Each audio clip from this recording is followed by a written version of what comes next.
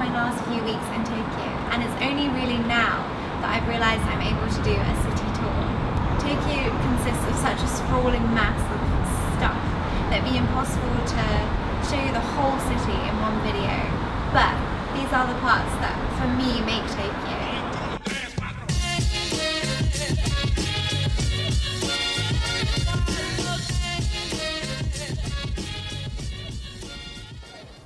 If you're living in Tokyo, Ueno is somewhere you'll get to know quite well because of the transport links, but it's also worth visiting for its history and its park.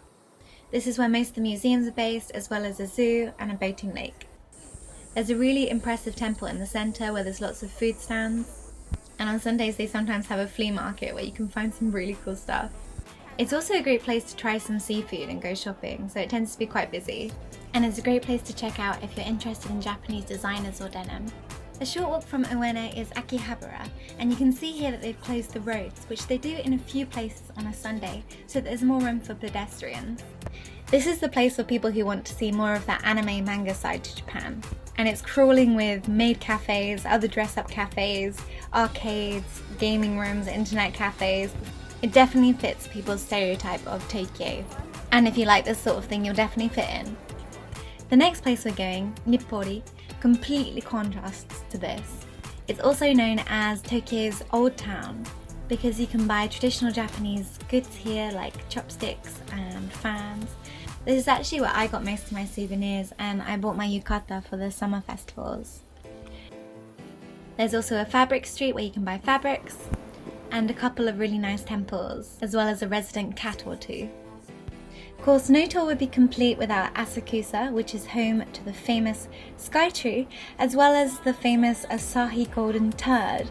At least that's what people here call it, and I'm still not actually sure what it is. But the building next to it is supposed to look like a cup of beer. This has to be one of the busiest places in Tokyo, but you have to visit at least once, if not for the street food. Also to pose for a photo with the giant lantern, and to get a fortune and a charm at the temple, as well as bathe yourself in the smoke to make yourself smarter.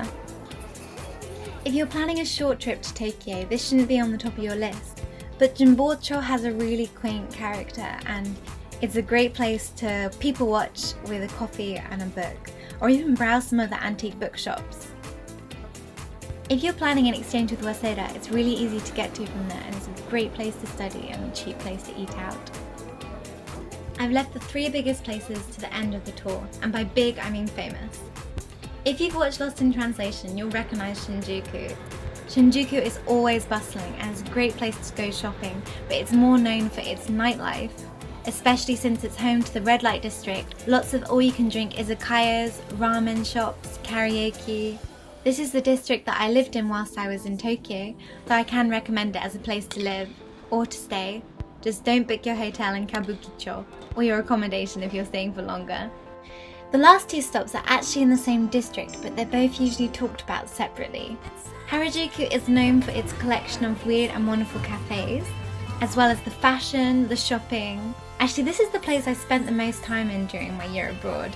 There's lots of great places to eat. There's a baseball stadium there where the universities tend to play, and there's lots of events held in that area. There always seems to be something going on in the park when you stop by.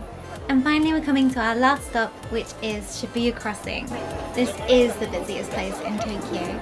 Again, it's a rite of passage to at least go here once and do the crossing.